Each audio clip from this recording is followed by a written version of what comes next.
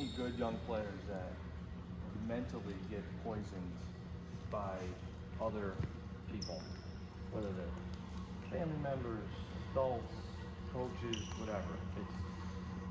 I've got a laundry list of kids, who are super talented kids that I don't think ever played college basketball because of basically the burning of bridges that they did because they were influenced as young people, 13, 14, 15 years old, where they just wouldn't even explore certain options. So you guys are all good players in here, all right? You know, you're doing the right things, you're around the right people. So you guys stay on the straight and narrow with a lot of this stuff, all right? Take things with a grain of salt. You know, they're not putting in the work that you are, and they're people that, you know, I'm sure you trust.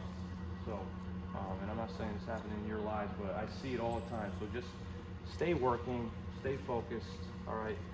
At the end of the day, you know, it's about the work you put in and the effort, and really, it really has to be an obsession. Like, it was an obsession for me. Like, a lot of people didn't think I was going to play in college or anything after, but it was all I wanted to do. To the point where, like, you feel guilty as hell if you don't do certain, you know, on a day, right? Where you're at 8 o'clock at night, and I just gotta go run hills or something because I know I wasted today. Okay, so keep working. Got the right people again around you. I know I'm the one standing between you and playing up and down for real now. But again, I appreciate you guys having me. And if you guys have any questions about anything going forward, feel free to email me, ask me for my number, workouts, whatever.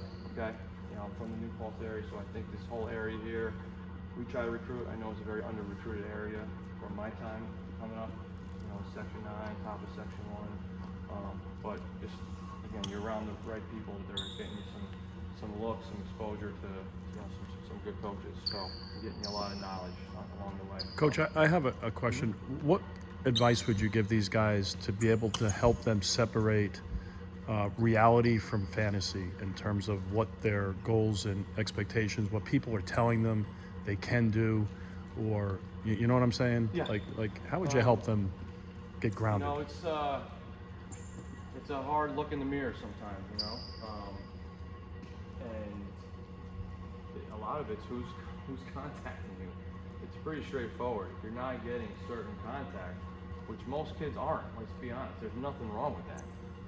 Okay, but you've got to find ways, and I know I'm going off the topic a little bit, you got to find other ways to value yourself and find, you know, how are you measuring value?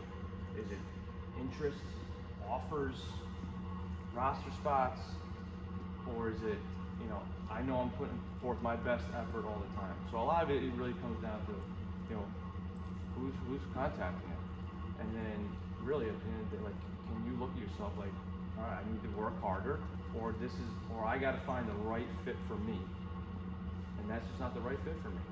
And having some honesty with the process, because I think a lot of people set themselves up to be very disappointed, upset that certain things didn't come away, and with disappointment, upset comes blaming.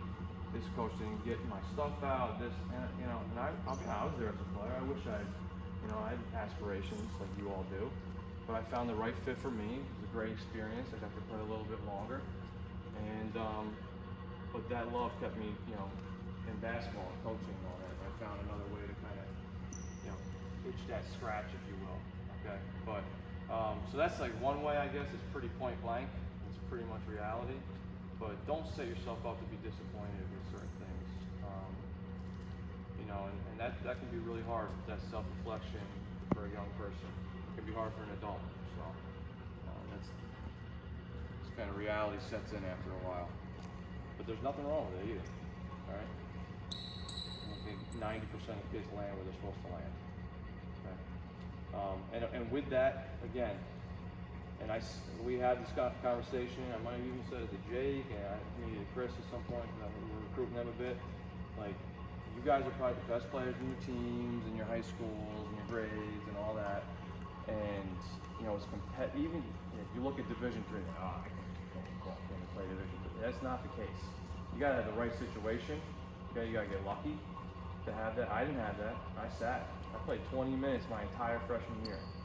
And I was pissed, but it just was reality. The older team, they were good. I sat. All right, it was again another reality that set in for me. Okay, I'm not that good. But tell kids it's going to be competitive as hell to get on the floor. Period. It should be competitive. You want to play for a good program, right? You should earn it. Every time, it's coach. Oh man, I thrive in competition. I love competition. Are you guys not the best so far growing up in pretty much everything you do? Of course you love competition. You be kicking the shit out of everybody. All right. What are you gonna do when you are getting on the other end of the competition?